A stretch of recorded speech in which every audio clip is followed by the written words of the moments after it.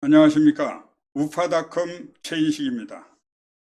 거짓으로 밀어붙인 탈원전 미친 정책 그 두 번째 시간, 오늘 또 조기양 사실과 과학 대표 전 MBC 기자님을 모셨습니다. 안녕하세요. 네, 안녕하십니까. 지난번에 이어서 바쁜 시간에 또 시간을 이렇게 내주셔서 감사합니다. 네. 먼저 지난번에 말씀이 있지만 이제 그 아쉬움이 많았습니다. 너무 시간이 짧고 이래서 이 문재인 대통령이 원자력 발전소가 위험하다. 이 원자력 발전소는 세월호보다 위험하다. 이렇게 막 극단적인 그런 거짓말을 했단 말이에요. 여기에 대해서 좀 구체적으로 설명을 좀 해주시기 바랍니다. 네, 문재인 대통령이 원자력 발전소가 위험하다라고 말한 예. 근거는 2011년 3월에 발생한 후쿠시마 원전 사고입니다. 그렇죠. 거기서 문재인 대통령은 1,468명이나 죽었다. 예. 그리고 그 후로 후유증으로 숨진 사람은 이루 헤를 수도 없다, 이런 얘기를 했는데 이것은 예. 명백히 100% 거짓말이고 후쿠시마 원전 사고로 죽은 사람은 아무도 없었습니다. 예. 이건 전 시간에 그렇죠. 말씀드렸고요. 그리고 문재인 대통령은 원자탄 폭탄 폭발과 원자력 발전소 사고의 차이를 전혀 구별하지 못하는 사람입니다. 예. 원자폭탄은 대량 인명 살상용으로 개발된 무기이고, 원자력 발전소는 평화적 목적으로 전기를 생산하기 위해서 만들어 놓은 시설이고, 또 원자폭탄에 사용되는 우라늄 연료와 원자력 발전소에서 사용하는 우라늄 연료는 그 농도가 크게 차이가 납니다. 그래서 원자력 발전소에서 사용하는 우라늄 연료는 농축 정도가 매우 낮습니다. 그래서 폭발하려야 할 수가 없는 것입니다. 그렇죠. 그런데 무슨 원자력 발전소가 폭발하면 반경 400km 모든 지역이 사람이 더 이상 살 수 없는 그런 피폐한 황무지로 변한다, 이런 그 영화 판도라라고 하는 그런 B급 오락 영화를 보고 그걸 그대로 되풀이했단 말입니다. 만화를 본 거죠. 만화. 그렇죠. 만화를 보고 이 가정을 보면 대통령이 정말 얼마나 심각한 이 가정이냐. 마치 대통령이 하늘이 무너진다는 가정을 한 것이고요. 네, 원자력 그렇죠. 사고는. 그리고 해가 뜨지 않는다면 이런 거짓말을 한 것이고 비행기를 타고 가다 독사한테 물린다면 이런 황당무계한 거짓의 토대를 해서 이 국가 정책을 갖다가 이렇게 탈원전 민치 정책을 펴고 있는 건데 이 점에 대해서 우리가 보통 심각한 게 아닌데 그 심각성에 비해서 우리 국민들이 너무나 이거에 대해서 무관심한 것 같아요. 그것이 더 저는 문제다, 이렇게 생각을 합니다. 여러 사람과 이야기해보면 설마 대통령이 거짓말을 했겠느냐, 대통령이 그걸 몰라서 그렇게 얘기를 했겠느냐, 대통령이 대한민국이 잘 되자고 한 일이지 당신이 잘못 알고 있는 거 아니냐, 문재인 대통령 같은 분이 어떻게 거짓말을 하면서 탈원전을 밀고 나갔겠느냐, 안전하게 살기 위해서, 대한민국 국민이 안전하게 살아나가기 위해서는 탈원전을 해야 한다라는 그런 뜻이 있기 때문에 지금 원자력 발전소를 없애자는 것이지. 아니 글쎄, 그 문제는 그 위험을 말한 것이 마치 하늘이 무너진다는 이런 거짓말 가정하에 대통령이 지금 원자력 발전소를 지금 이야기했고 공상 만화 같은 이야기를 했단 말이에요. 그 후쿠시마 원자력 발전소가 수소 폭발로 건물이 부서지긴 했습니다만은 그 도카이 대지진 당시에 후쿠시마 북쪽으로 약 80km 떨어진 지역에 오나카와라고 하는 시가 있었고 오나카와 원자력 발전소가 있었습니다. 이 오나카와 지역은 후쿠시마보다 더 큰 쓰나미 피해를 입었고 엄청난 그 파괴가 있었습니다. 그러나 거기에 있었던 오나카와 원자력 발전소는 전혀 손상되지 않고 계속 전기를 생산할 수 있었고요. 그리고 이 후쿠시마나 오나카와에서 그 쓰나미 피해로 집을 잃고 갈 곳이 없어진 사람들이 네. 오나카와 원자력 발전소에 몰려들어서 네. 거기서 3개월 동안 네. 300명이나 되는 인원들이 피난 생활을 했습니다. 무슨 얘기입니까? 이 지진이 발생했을 때, 쓰나미가 발생했을 때, 모든 가옥이 무너지고 건물이 파괴될 때 가장 안전하고 믿을 수 있는 건물은 원자력 발전소라는 겁니다. 네. 이 지구상에서 가장 튼튼하게 지어진 건물이 바로 원자력 발전소라고 하는 사실을 우리는 인식해야 될 자, 것입니다. 아무튼 대통령의 이 황당무계한 선동적 거짓말에 속아서 국민들이 원자력 발전소가 위험하니까 없애야 한다는 그런 사람들이 일부 있단 말이에요. 네. 그런 분들에 대해서는 그러면 대표님은 어떻게 지금 설득을 하시고요? 아, 제발 사실과 과학에 근거해서 판단해 주십시오. 그래서 사실과 예. 예. 이 말씀을 꼭 네. 드리고 싶습니다.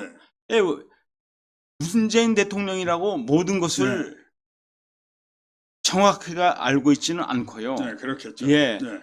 문재인 대통령이 원자력 발전소가 위험하다라고 생각했다면 원자력 발전 전문가들을 불러가지고 진짜 원자력 발전소가 안전하냐, 위험하지 않느냐, 위험하다면은 어떤 부분에서 위험하지 않느냐라고 이렇게 토론을 통해서 서로 연구하면서 결론을 도출할 수도 있었을 것입니다. 그러나 문재인 대통령이 한 것은 뭡니까? 몇 사람에게 얘기 들은 거, 본인이 영화관에 가서 판도라라는 영화를 보고 오, 정말 무섭다라고 눈물까지 흘렸다고 그래요. 이게 정말 부끄러운 일 아닙니까? 그렇습니다.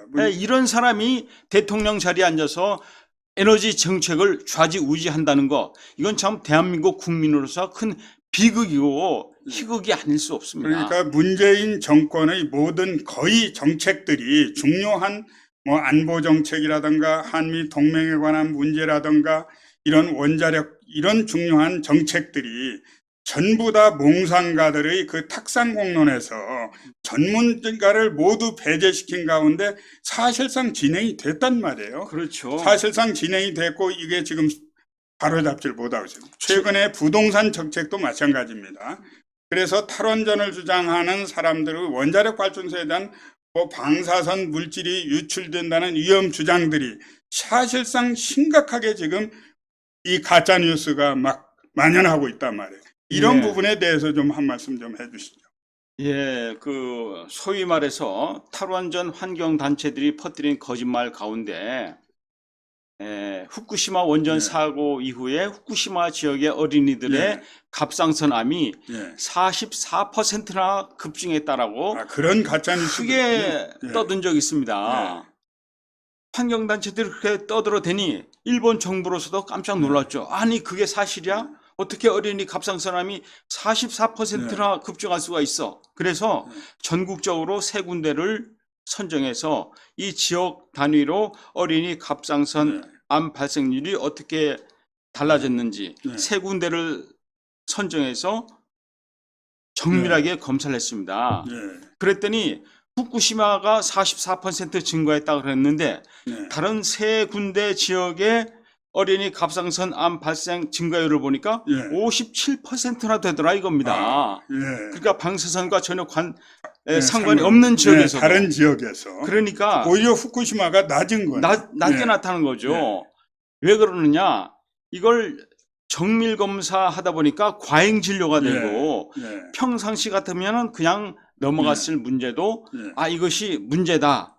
갑상선 암은 아니지만 이것은 갑상선 이상으로서 암으로 발생할 가능성이 있다. 이렇게 다 조사가 된 겁니다. 그렇게 이제 너무 깊이 파고 들어가다 보니까 후쿠시마에서는 44%, 다른 지역에서는 57%.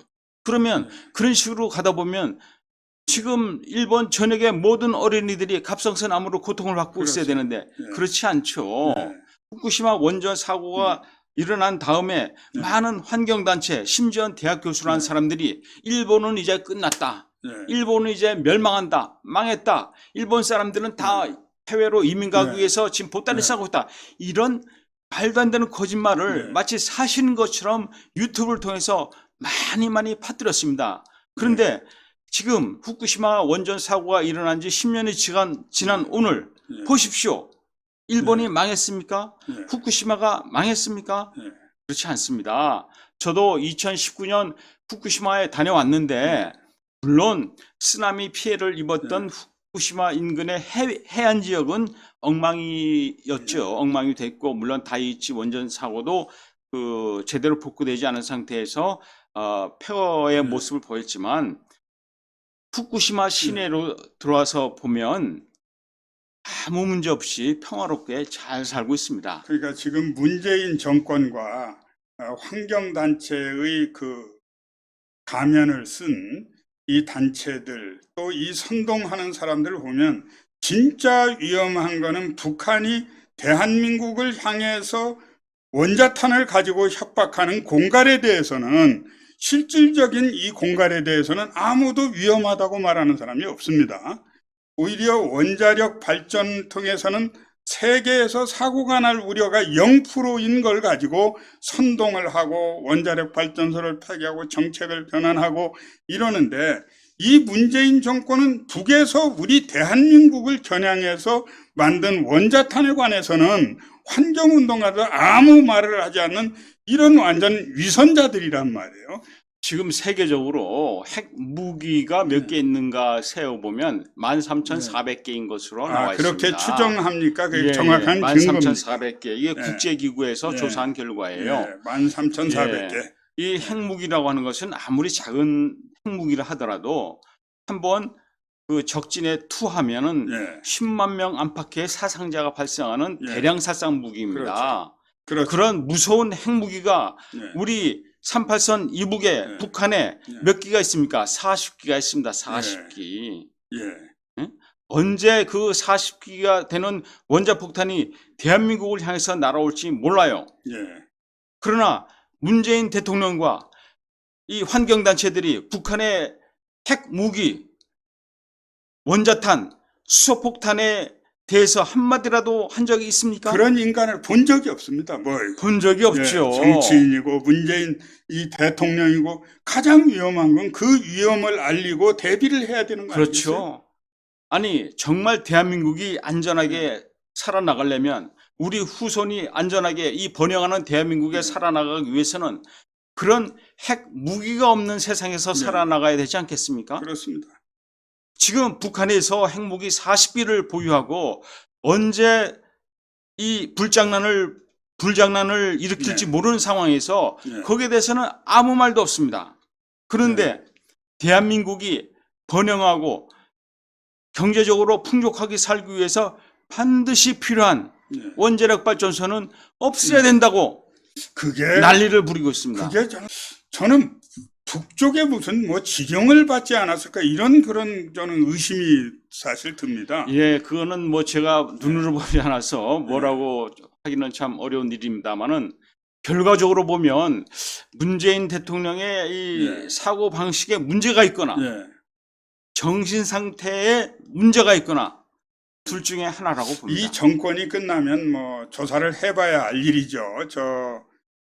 북한에다 원자력 발전소를 그러면서 우리는 폐기하고 거기다 지어주려고 그 태스크포스를 연구를 했잖아요. TF에서. 그건 증거가 있으니까. 그건 증거가 있으니까 수사를 해보면 대한민국은 왜 원전을 폐기하고 북에는 짓고 그 가장 큰 위험이 되는 북한의 핵무기에 대해서는 이런 반구도 하지 못하면서 이 환경단체들과 모두 짜고 말이에요.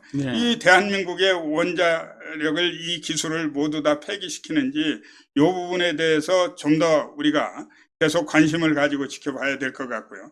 그리고 어쨌든 지금 문재인 정권 탈원전 이 미친 정책이 4주년을 맞이하지 않았습니까? 요 4년을 또 이번 계획을 좀 준비하시고 계신 게 있으십니까?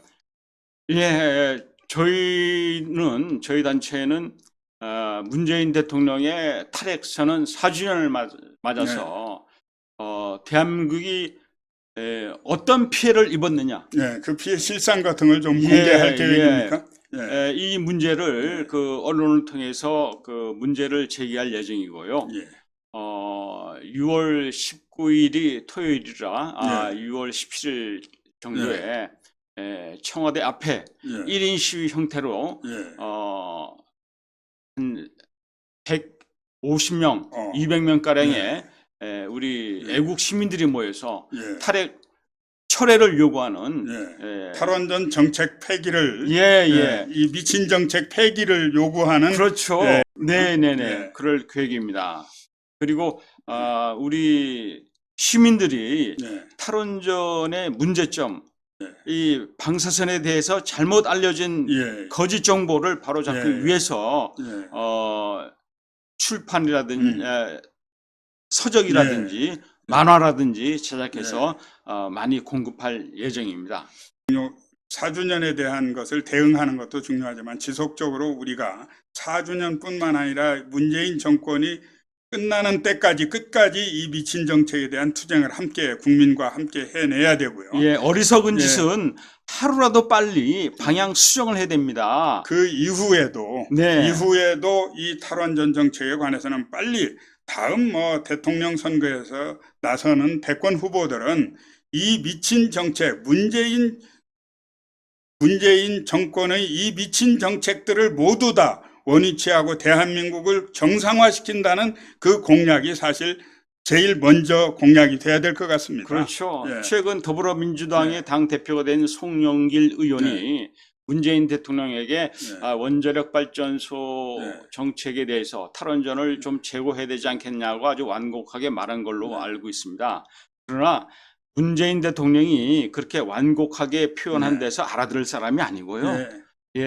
좀 강하게 더불어민주당이 당운을 걸고 문재인 대통령과 각을 세우고 문재인 대통령과 척을 지더라도 문재인 대통령과 완전히 결별을 하더라도 대한민국의 미래를 위해서 원자력 발전소를 다시 짓겠다, 지어야 한다, 짓도록 시스템을 바꿔야 됩니다. 그러니까 미친 이 문재인 정권 들어서서 다시 말씀드리자면 우리 한미 동맹관계, 안보관계라든가 대북 정책이라든가 또 이런 그 중요한 탈원전 정책 이런 것들을 도대체 상식적이지 않은 이런 정책을 계속 밀어붙인 것이 저는 문재인 대통령 뒤에 누가 어떤 조직이 있는지 그것이 궁금한 거예요. 자, 그렇다고 해서 지금 당에서도 이 문제는 사실 동의하지 않는 대목들이란 말이에요. 그런데 지금 말을 못하고 있다가 이제 그 정권 말기가 되니까 서서히 이제 잘못된 것들이 부동산 정책이라든가 탈원전 정책, 안보 정책 모두가 다시 지금 이제 들썩이고 있는데 이 정책을 도대체 누가 기획하고 있느냐는 거예요. 그걸 아무도 모르는 거예요. 뭐 박근혜 정부에서 최순실 이야기를 했는데 최순실은 아무것도 아닌 거예요. 이 문재인 정권의 최순실은 도대체 누구냐? 이것이 궁금하지 않습니까? 이것도 좀 앞으로 좀 다뤄봤으면 합니다. 문재인 주변에서 그런 미친 정책을 문재인 대통령에게 요구할 수 있는 사람이 몇 사람 있다고 저는 짐작합니다. 뭐 저뿐만 아니라 이 관심 있게 보면은 이것은 이 미친 정책은 누구의 아이디어다. 이건 어디서 나왔을 것이다라고 이제 짐작은 합니다. 그러나 제가 현장에서 보지 않았기 때문에 뭐라고 말할 수는 없고요. 문재인 대통령의 여러 가지 실정, 난정 가운데 어쨌든 이 탈원전이라고 하는 것은 가장 대한민국에 해악을 끼치고 우리 미래 세대 또 이 지구 환경에 엄청난 그 해악을 끼친 최악의 실정이라고 자신 있게 말씀드릴 수 있습니다. 자, 그러면 이제 이번에 그 준비하시고 계신 그 행사와 관련해서도 좀 시청자 여러분께 도움이나 부탁의 말씀 끝으로 한 말씀 해주시죠. 지금 문재인 대통령의 탈원전 선언이 벌써 4주년을 맞이했습니다. 그 사이에 우리나라가 세계 시장을 석권할 수 있는 원자력 시장에서 세계에서 가장 앞서 나갈 수 있는 황금 같은 기회를 놓치고 말았습니다. 너무나 안타깝습니다. 대한민국이 세계에서 가장 앞서 나가는 경제 강국이 될 수 있었습니다. 예. 골드만 삭스라고 하는 기관 알죠? 세계에서 유명한 투자은행입니다. 여기에서 몇 년 전에 대한민국이 2050년이 되면 미국 다음으로 가는 강대한 경제 대국이 될 것이라고 예언을 했습니다. 예언이 아니라 분석이죠. 미국 다음으로 가는 1인당 GDP가 8만 달러나 되는 강대국이 될 것이라고 예측을 했습니다. 그러나 그 예측은 이제 더 이상 유효하지 않습니다. 대한민국은 이제 하락 국면을 맞이하고 있습니다. 왜? 문재인의 탈원전 때문에. 에너지가 없이는 기업도 나라도 가정도 제대로 버틸 수가 없습니다. 당장 보십시오. 이 사무실에서 정전이 되면 무슨 일을 할 수 있겠습니까? 그렇습니다. 한참 기계가 핑평 돌아가는 공장에서 정전이 되면 우리가 무슨 일을 할 수 있겠습니까? 그렇습니다. 그렇든 이 문제는 우리가 계속 다뤄가기로 하고요. 문재인 정권에서 일어난 일이 뭐 한두 가지가 아니죠. 그런데 이게 이제 다행히 1년 남짓 남았습니다. 더 사고만 치지 않고 다음에 정권이 바뀌면 모두 다 원위치해서 국가를 정상화해야 될 거라고 생각이 됩니다. 시청자 여러분, 이 탈원전뿐만이 아니라 모든 가짜 뉴스는 청와대에서 문재인 대통령이 다 뿌리고 있습니다. 이것 또한 탈원전 이 거짓도 가짜 뉴스도 최대의 생산지가 문재인 대통령의 청와대입니다. 그러나 우리 국민들이 적극적으로 관심을 가지고 싸우지 않으면 이 문제를 바로잡을 수 없습니다. 그렇죠. 그렇기 때문에 우리 이렇게 조기양 대표님처럼 이런데 열심히 싸우시는 분들이 외롭게 싸우고 계십니다. 이런 분들과 함께 힘을 모아서 끝까지 대한민국을 잘 지켜주시길 바라고 다음 기회에 또 우리 조 대표님 모시고 귀한 말씀 듣도록 하겠습니다. 오늘 감사합니다. 마치겠습니다. 감사합니다.